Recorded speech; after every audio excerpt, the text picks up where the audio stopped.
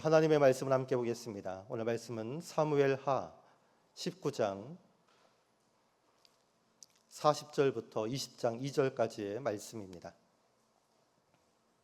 구약성경 497면에 사무엘하 19장 40절에서 20장 2절까지의 말씀입니다.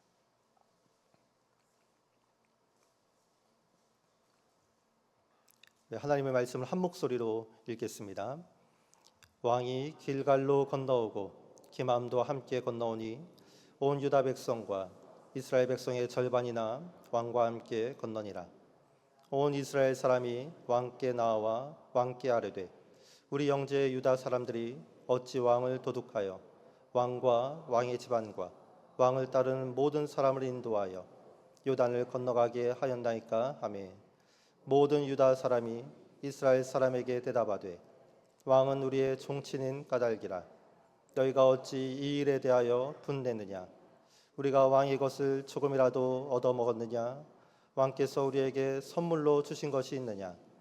이스라엘 사람이 유다 사람에게 대답하여 이르되 우리는 왕에 대하여 열 몫을 가졌으니 다윗에 대하여 너희보다 더욱 관계가 있거늘 너희가 어찌 우리를 멸시하여 우리 왕을 모셔오는 일에 먼저 우리와 의논하지 아니하였느냐 하나 유다 사람의 말이 이스라엘 사람의 말보다 더 강경하였더라.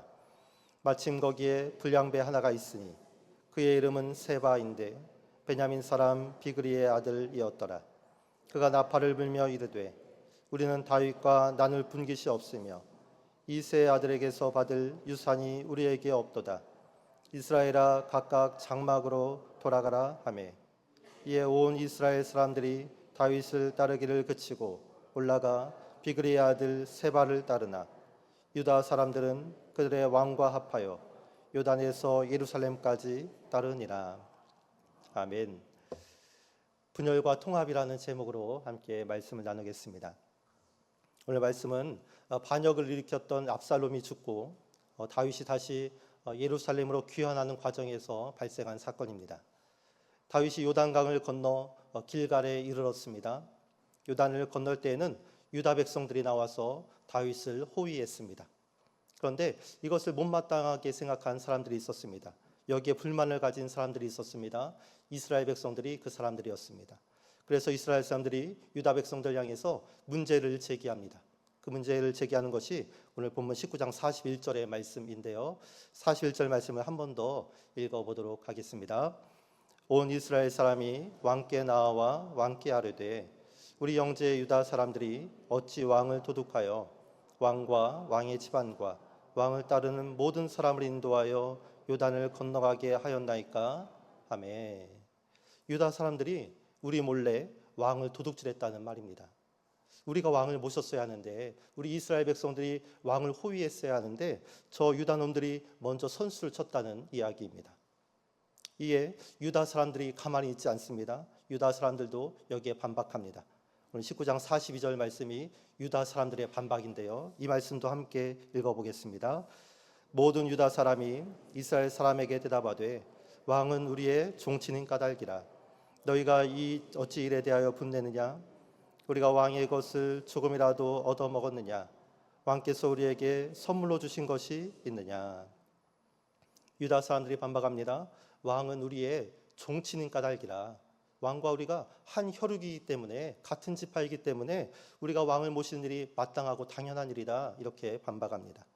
여기에 또 이스라엘 사람들이 화가 나서 여기에 또 반박을 하죠. 19장 43절의 말씀, 이 말씀도 함께 읽습니다.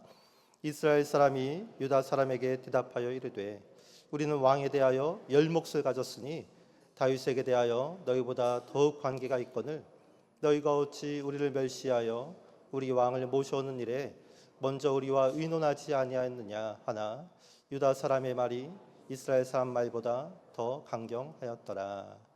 이스라엘 사람들이 무엇이라 반박합니까? 우리는 왕에 대해서 열 몫을 가진 그러한 사람들이다. 너희는 혈육이지만 우리는 열 몫을 가진 그러한 사람이다. 우리는 열 집 하나 되니까 규모나 인구나 재정적인 면에서 너희보다 훨씬 월등하니까 우리가 왕을 모시는 일이 합당한 사람들이다. 이렇게 이야기하고 있는 것입니다. 유다 백성들은 혈연을 내세우고 이스라엘 백성들은 규모를 내세우고 있습니다. 그러면서 서로가 자신들이 왕의 편이라, 자신들이 왕을 모시고 호위해야 하는 그러한 사람들이다 주장하고 있는 것입니다. 오늘 유다 백성들과 이스라엘 백성들 간의 싸움을 보면서 감사를 잃어버린 신앙인의 모습을 바라보게 됩니다. 유다 백성들, 얼마나 감사한 민족입니까? 자신의 지파에서 왕이 나왔으면 정말로 감사가 넘치는 그러한 일 아닙니까? 저 같으면 우리 집안에서 왕이 나왔으면, 우리 집안에서 대통령이 나왔으면 저는 밥을 안 먹어도 배부를 것 같습니다. 평생의 자랑이지 않습니까? 그것이 우리의 자부심이지 않습니까? 그런데 유다는 감사를 잃어버립니다. 이스라엘 백성들이 자신의 밥그릇을 빼앗을까 전전긍긍하고 노심초사하면서 불안에 떨고 있습니다. 이스라엘 백성들, 이들 또한 마찬가지입니다. 얼마나 감사한 일이 많습니까? 10개의 지파가 모인 연합체인데 무엇이 두렵겠습니까? 힘이 있고 규모가 있고 또 그 모든 것이 압도적인데 무엇이 부럽겠습니까? 그런데 이스라엘 백성들 또한 감사를 잃어버립니다.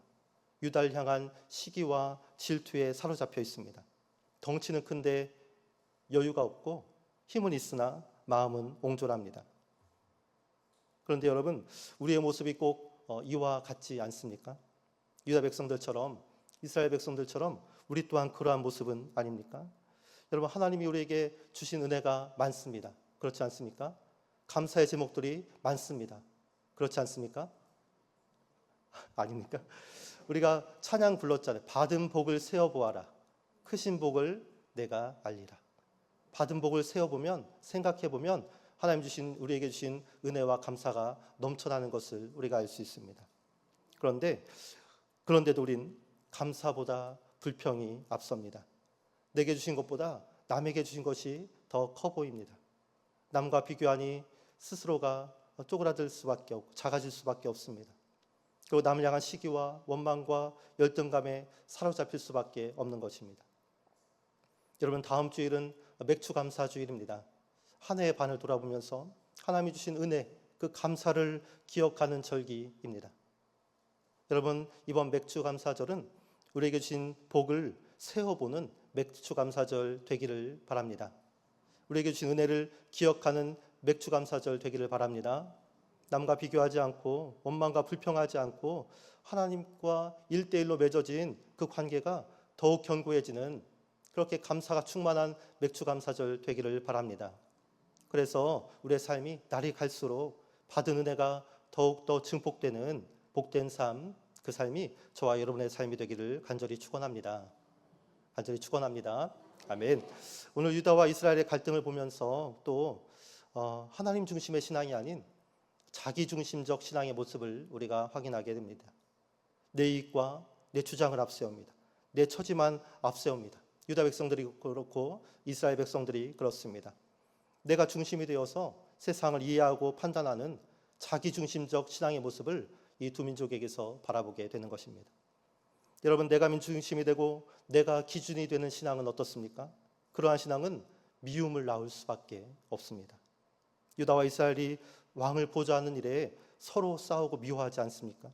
네가 잘났네, 내가 잘났네. 자신의 입장만 내세우면 싸움이 생길 수밖에 없습니다. 미움이 생길 수밖에 없습니다.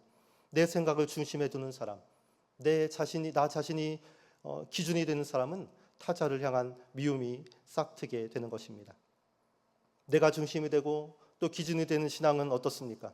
그러한 신앙은 시기와 질투를 낳을 수밖에 없습니다. 유다는 자신보다 덩치가 큰 그 이스라엘을 시기하고 질투합니다. 이스라엘은 왕족의 혈통을 가진 유다를 시기하고 질투합니다. 우리가 흔히 하는 말 중에 배고픈 것은 참아도 배 아픈 것은 못 참는다, 이런 말을 하지 않습니까? 처음 들어보셨나요? 배고픈 것은 참아도 배 아픈 것은 못 참는 것이 우리의 본성인 것 같습니다. 사촌이 땅을 사면 배가 아프다는 말에서 유래된 것 같은데요. 내가 중심이 되는 신앙은 나보다 다른 사람이 잘 될 때 그것을 인정하지 못합니다. 그런 너른 마음이 없습니다. 그래서 배 아픔에 몸부림치는 것입니다. 여러분, 또 내가 중심이 되고 기준이 되는 신앙은 어떻습니까?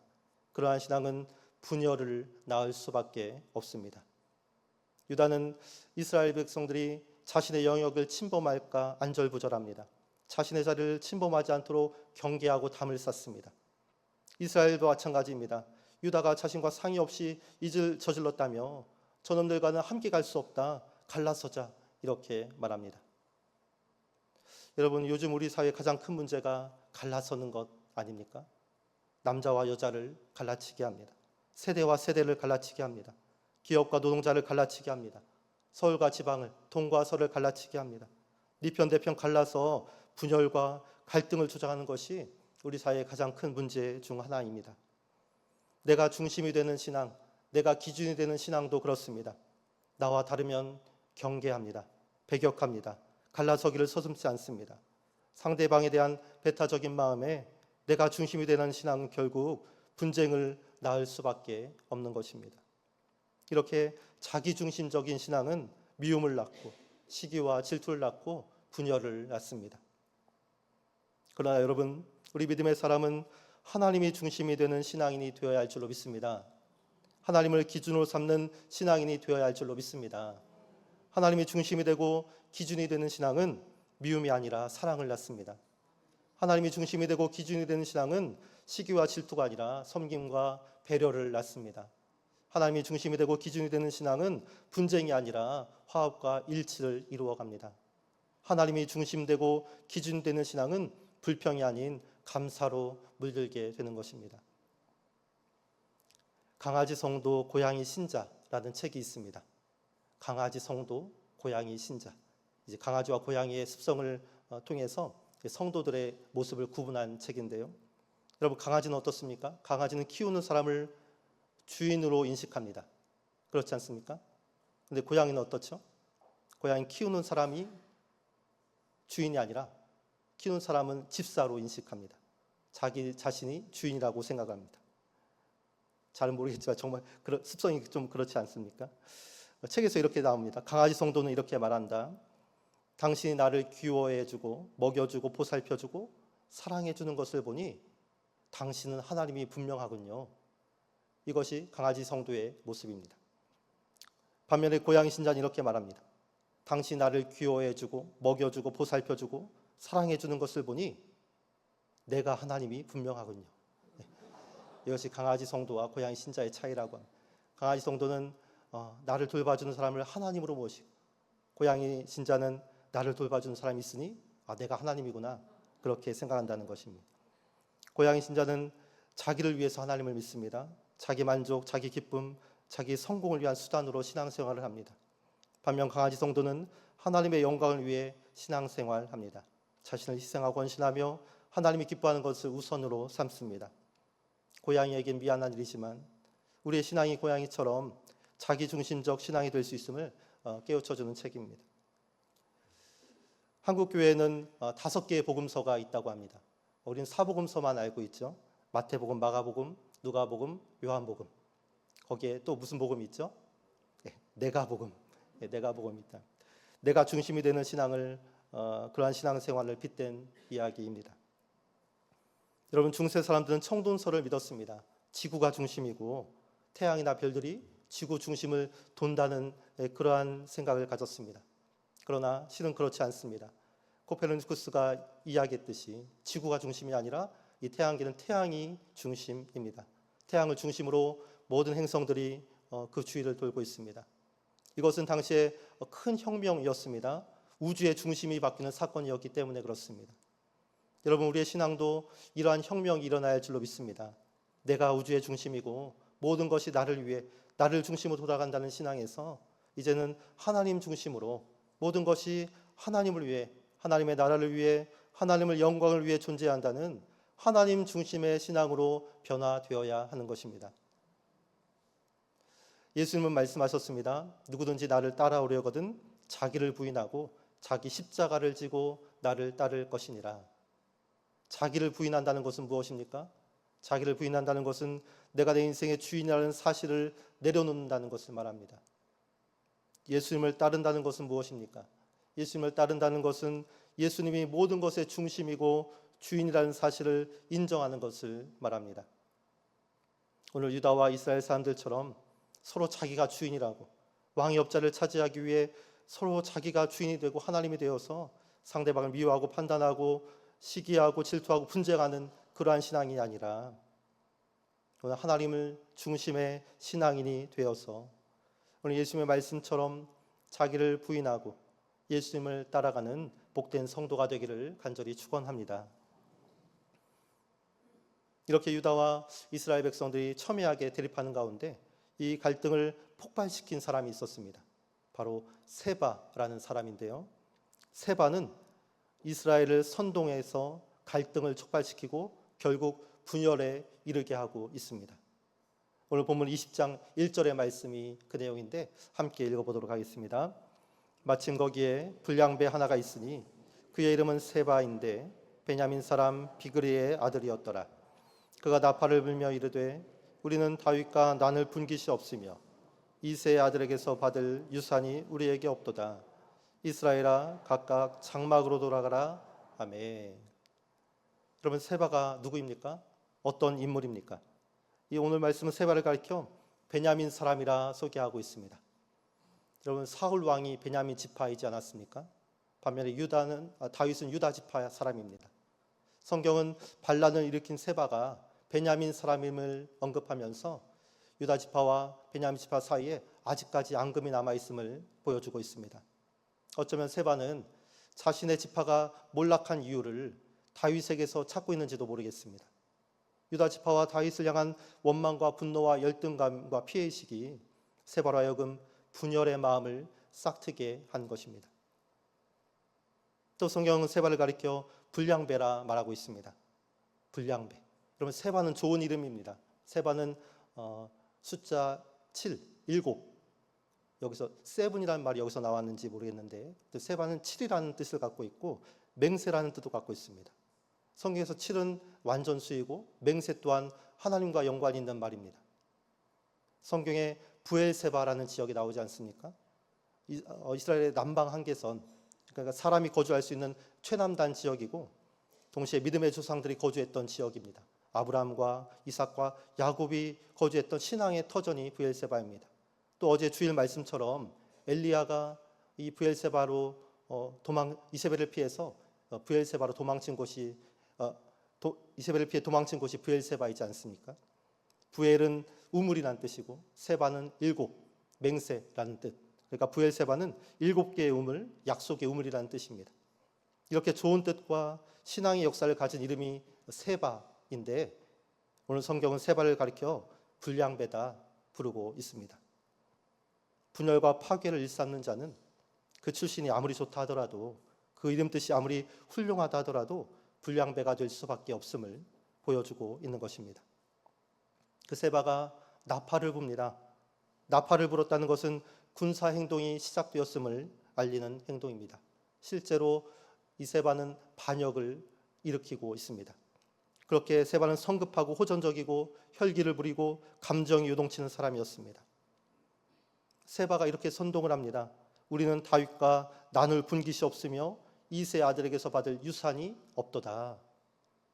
저는 이 말에 세바가 반란을 저지른 이유가 담겨 있다고 생각합니다.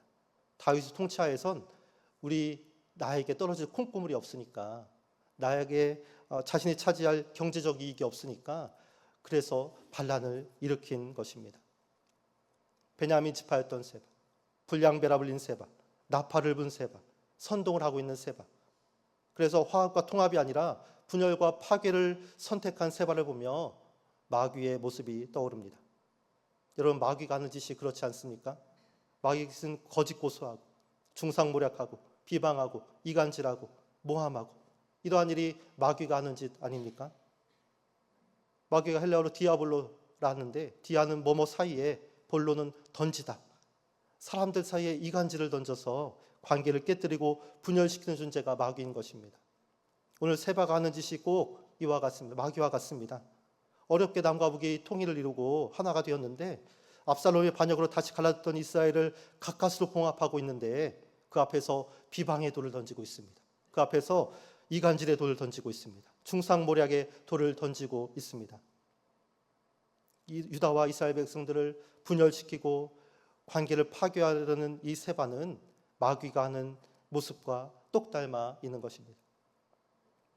오늘 흥미로운 것은 본문이 세바를 불량배라 지칭하고 있다는 말인데, 불량배라는 말은 히브리어로 벨리알이라는 말입니다.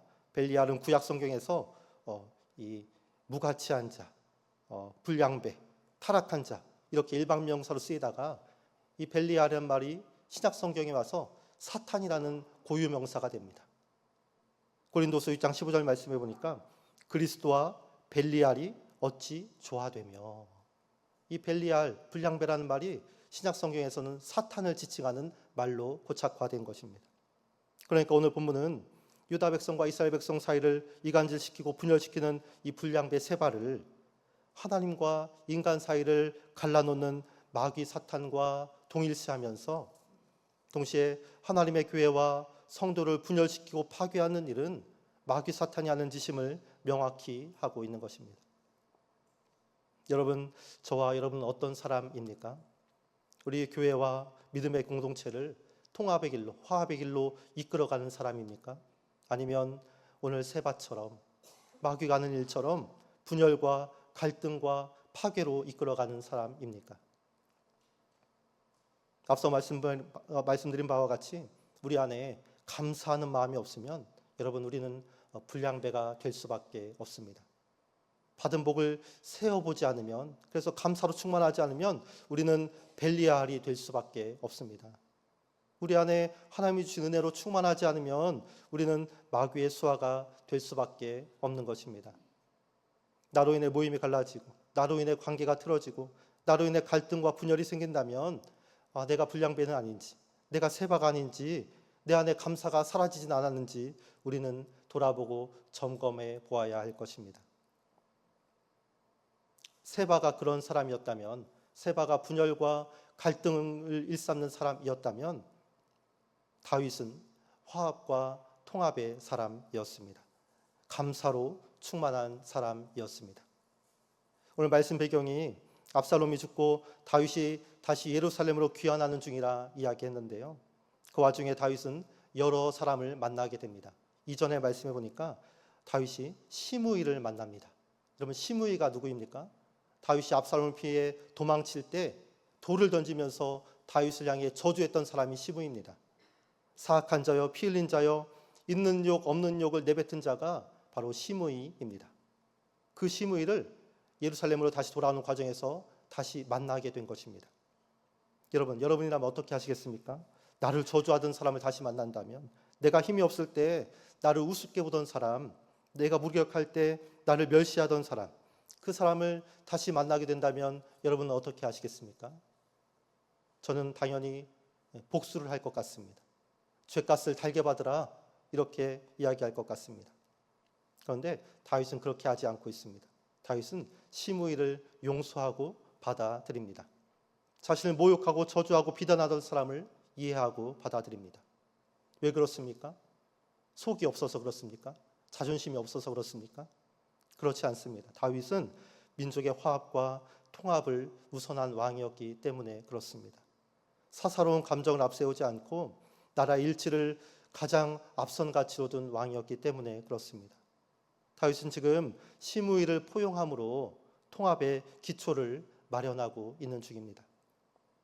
또 다윗은 예루살렘으로 돌아오면서 무비보셋도 만나게 됩니다. 무비보셋은 요나단의 아들이고 두 다리를 절게 된 자이고, 그런데 이 무비보셋이 다윗이 압살롬을 피해 예루살렘에서 도망칠 때 다윗을 따라가지 않았습니다. 일부러 그런 것이 아니라 그 종이었던 시바가 이 무비보셋을 속이고 모함했기 때문에 그렇습니다. 어쨌든 그런 와중에 이 무비보셋을 다윗이 다시 만나게 되는데, 처음엔 서운한 마음도 있었습니다. 내가 힘들 때, 내가 도망칠 때 왜 나와 같이 하지 않았느냐, 이렇게 서운한 마음도 있었지만 결국 다윗은 오해를 풀고 이 무비보셋을 다시 세워줍니다. 그리고 무비보셋뿐 아니라 이 다윗과 무비보셋 사이를 이간질하고 모함했던 시바라는 종까지도 다시 용서하고 포용합니다. 다윗은 지금 이 무비보셋과 시바를 포용함으로 사울의 집안까지 아우르는 통합의 기초를 마련하고 있는 중입니다.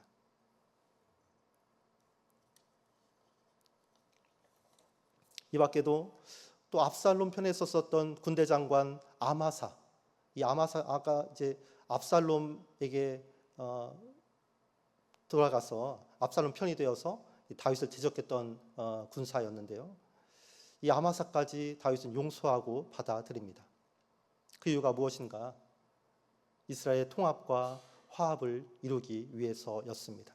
그래서 자신의 자존심과 자신의 모든 감정들을 내려놓은 것입니다. 여러분, 이러한 다윗의 모습에서 우리는 예수 그리스도를 바라보게 됩니다. 하나님을 향한 감사를 잃지 않고 시므이도 용서하고 무비보셋도 받아들이고 시바도 용서하고 아마사도 용납한 이 통합과 화합과 용서와 일치를 앞세우는 다윗을 통해 우리는 하나님과 우리 사이를 화합시키고 통합시킨 예수 그리스도를 바라보게 되는 것입니다. 분열을 일삼고 파괴를 추종하는 세바를 통해서는 마귀 사탄이 보이지만 감사가 일상이 되고 통합과 화합을 위해서 자신의 모든 것을 내려놓는 다윗을 통해서는 예수님이 보이는 것입니다. 에베소서 2장 14절은 이렇게 말씀합니다. 그는 우리의 화평이신지라. 둘로 하나를 만드사 원수된 것 곧 중간에 막힌 담을 자기 육체로 허시고. 여러분, 예수님의 사역이 이렇습니다. 하나님과 우리 사이를 서로 하나 되게 하셨습니다. 화평하게 하셨습니다. 둘로 하나를 만드셨습니다. 원수된 것을 막힌 담을 자기 육체로 허셨습니다. 에베소서 4장 3절은 또 이렇게 말씀합니다. 평안에 매는 줄로 성령이 하나 되게 하신 것을 힘써 지키라. 여러분, 예수님 믿는 사람은 통합을 위해 힘쓰는 사람인 줄로 믿습니다. 예수 믿는 사람은 화평을 이루기 위해 애쓰는 사람인 줄로 믿습니다. 예수님 믿는 사람은 성령이 하나 되게 하신 것을 힘써 지키는 사람인 줄로 믿습니다. 세바처럼 분열과 파괴와 갈라짐을 위해 힘쓰는 사람이 아니라 오늘 다윗과 같이 자신의 사익보다 공동체 유익을 앞세우고 통합과 일치, 연합과 화합을 이루어가는 일에 힘쓰는 사람이 되어서 온전한 하나님의 나라를 이루어가는 우리 모든 성도가 되기를 간절히 축원합니다. 말씀을 마치겠습니다. 다시 말하지만 우리는 감사의 계절을 지나고 있습니다. 이 감사의 계절에 내게 주어진 것이, 내게 부어진 것이, 하나님께서 내게 주신 은혜가 무엇인지 헤아려 보고 깊이 감사하는 우리가 되었으면 좋겠습니다. 또한 자기중심적 신앙에서 하나님 중심의 신앙으로 변화되는 그런 우리가 되었으면 좋겠습니다. 또 분열이 아니라 통합과 화합을 위해 쓰는 우리 믿음의 성도가 되기를 간절히 축원합니다. 함께 기도하겠습니다. 말씀을 기억하며 기도하겠습니다. 하나님, 더욱 깊이 감사하는 사람 되게 하여 주옵소서. 이 감사로 자기중심적 신앙에서 하나님 중심의 신앙으로 나아가는 사람 되게 하여 주옵소서. 분열과 또 파괴가 아니라 화합과 통합을 이루어가는 우리의 삶이 또 우리의 교회가 되게 달라고 기도해 주시고 또 각자 개인 기도 제목을 놓고 주여 한번 부르고 합심해서 기도합니다.